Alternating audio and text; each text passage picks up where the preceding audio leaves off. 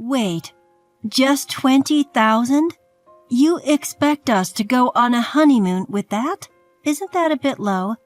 Exactly, Mom. Think this through. This is a celebration for your beloved son. If you can't cough up more money, we're fine with cutting ties. Fine, let's cut ties then. My name is Shelley. Recently, both my children got married and left the nest. I thought I could finally take a breather. My husband passed away when our daughter Selena was in college and our son Matthew was in middle school. We all grieved, but we managed to get by. Selena went to a far-off college but offered to come back. I couldn't let her do that. She graduated and got a job where she was, met someone, got married, and now has a child. The real challenge was Matthew. Losing a father figure during his rebellious teenage years was tough, but I did my best to raise him. I think he turned out fine. He went to private high schools and colleges, which was financially challenging, but he found a job and got married. Mom, my job is close to home. We can live together until I get transferred. I know you worry. That's nice, but don't push yourself. Your happiness is my happiness. Matthew is a considerate, kind son. We've had many conversations since he became an adult. I didn't just spoil him. I taught him chores. He's my pride and joy. I'm sure he'll be a supportive husband. I'm content if I can see Selena and Matthew once in a while. Their happiness is what matters most. When kids get married, there's not much parents can do. Interfering would make me an annoying mother-in-law. Times have changed. We can't be too involved in our children's marriages. True, it's sad but necessary. That's what I discuss with my friends. So I try not to interfere too much with Selena and Matthew. But a parent's heart wants to help. So I gave Selena $20,000 as a wedding gift and another $20,000 for her honeymoon. Mom, are you sure? You saved up too. You don't have to strain yourself. It's fine. If you don't use it, save it. I've got my own savings. Thanks, Mom. I'll definitely repay this kindness. Selena was grateful and brought back souvenirs from her honeymoon. When she gave them to me, she told me about her travels. I was happy and wanted to do the same for Matthew. So I planned to give him $20,000 for the wedding and another $20,000 for the honeymoon. Wait, this is it? It's not enough. Our wedding cost $60,000, you know. Exactly, Mom. What are you thinking? This is nowhere near enough. Don't act like you're some great parent with this measly amount. Unlike Selena and her husband, Matthew and his wife Jeannie were full of complaints. I'm sorry, but this is all I can afford.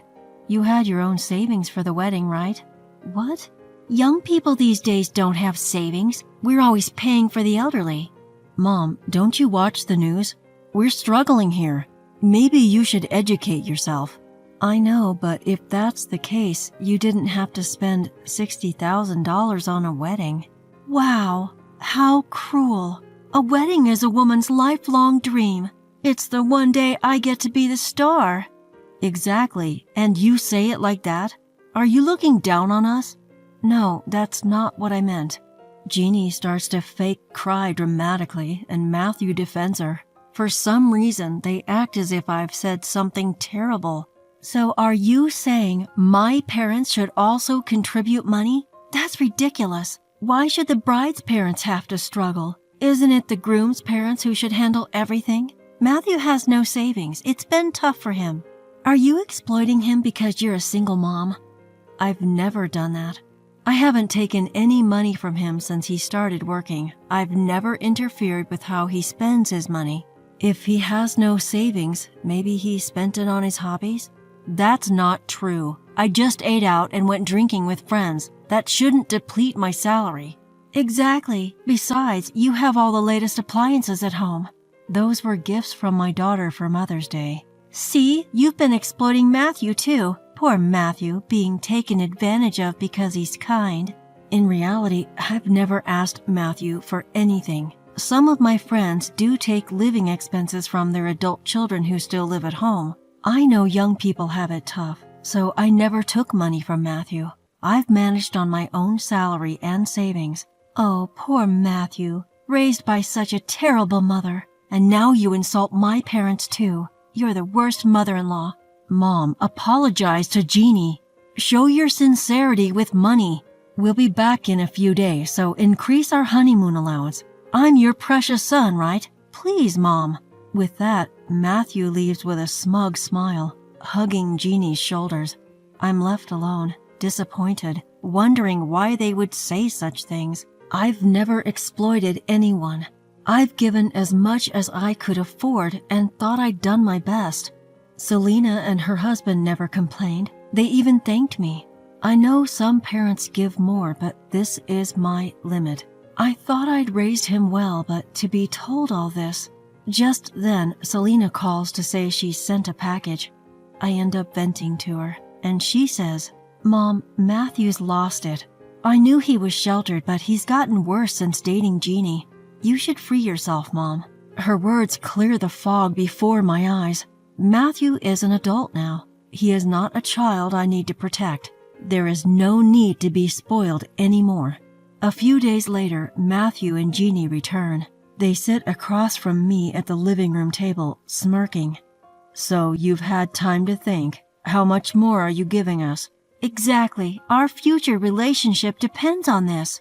Depending on the amount, we might even give you some hotel amenities. They clearly haven't reflected on their behavior. They must think I'll give them more money. So I calmly say, I understand how you feel, but I can't give you any more money. In fact, I've lost the desire to give you even the $20,000. What? Mom, what are you saying? That's fine. We can cut ties. All right, let's cut ties then. They clearly didn't expect me to agree. They visibly panic. Just as they're about to say something, Selena comes out from the room behind me. I've been listening and you two are just awful. Why are you here, sis? Hi. Long time no see. Enough with that attitude. Aren't you grateful? Especially you, Matthew. Mom supported you through your rebellious phase, sent you to private schools, and even let you live at home as an adult. What's with your attitude? But she's my mom. That's her job. And I've seen online that other parents give more. Exactly. The groom's parents should do more. Otherwise, you won't even get to see your grandchildren. Well, Jeannie, I wouldn't want to see any child raised by people as unreasonable as you. What? Even if we have a child, you'd still feel that way? I wouldn't want to see a child raised by people like you. I prefer not to associate with strange people. That's rude. Let's go, Jeannie. There's no talking to these people. Our words seem to fall on deaf ears. Matthew and Jeannie left, just like that. Selena and I look at each other and let out a deep sigh. Life was peaceful after that. Until a few months later when Matthew called, crying. Mom, help me. I don't know what happened, but I'm out of money. I can't pay my bills and I'm getting notices for electricity and gas. I can't even pay rent. I'm going to get kicked out. Turns out they'd been spending their salaries however they pleased. It's not like I had any naive ideas that things would definitely work out. They had no idea how much it actually costs to live. When I lived at home, I never had to worry about this stuff. My house is big and Jeannie's is even bigger. We never had to think about money, so why is it a problem now in this tiny rental? Matthew, did you ever think about rent and other expenses? Did you consider how much of your salary goes to fixed costs? What? I never had to think about that at home. Why is it an issue now? Because I was paying for everything when you lived at home. You seriously never thought about this? Matthew sounded shocked. I couldn't help but feel drained. How could they not even know the basics of what it costs to live? You should know about rent and utilities even if you lived at home. Haven't you talked to friends who live on their own? I've told you many times not to waste electricity. I heard from friends, but I thought they were just poor. I thought the electricity thing was just a matter of discipline. What have you been listening to? I've talked about utility bills many times. I thought I was competent enough to earn without worrying about that stuff. Sure, Matthew went to top schools, and from what I heard, so did Jeannie, but they were only academically smart. That's why you don't understand the value of $20,000. Maybe I raised you wrong. That's it. What about the $20,000? If I had that, I could pay off all my overdue bills. Can you give it to me, Mom? No way. What? I had to be firm with Matthew. Indulging him now would do no good. I had to be strict. Remember, you were the ones who wanted to cut ties. I'm not helping you anymore. That's the last thing I can do for you as a parent. From now on, you're on your own. With that, I hung up the phone. Matthew kept calling back, but I deliberately ignored it. He and Jeannie wouldn't understand unless I took a stand. Luckily, they both work and don't have kids yet. Even if they fall behind on bills, they won't get kicked out immediately.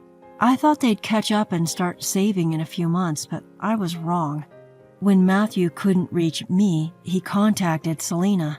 From what Selena told me, they blamed each other for their financial woes, and it didn't stop there. They said the same thing to Jeannie's parents, who were understandably furious. From now on, you're on your own. Even if you have kids, don't expect any gifts from us. They kicked them out. Still, Matthew and Jeannie blamed each other. The result? A quick divorce. Right before their honeymoon, after a $60,000 wedding.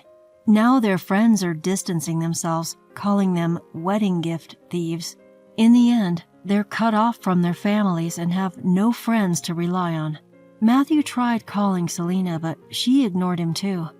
I have no idea what he's up to now, but I doubt he's changed. That's on him, and there's nothing more I can do. I'm planning to sell my now too big for one house. I'll use that money to buy a senior-friendly condo. That way, I can live a supportive community life. And no, I have no plans to tell Matthew where I'm moving. Not helping him anymore is my final act as his parent. In the long run, it's for his own good. I plan to live happily on my own from now on.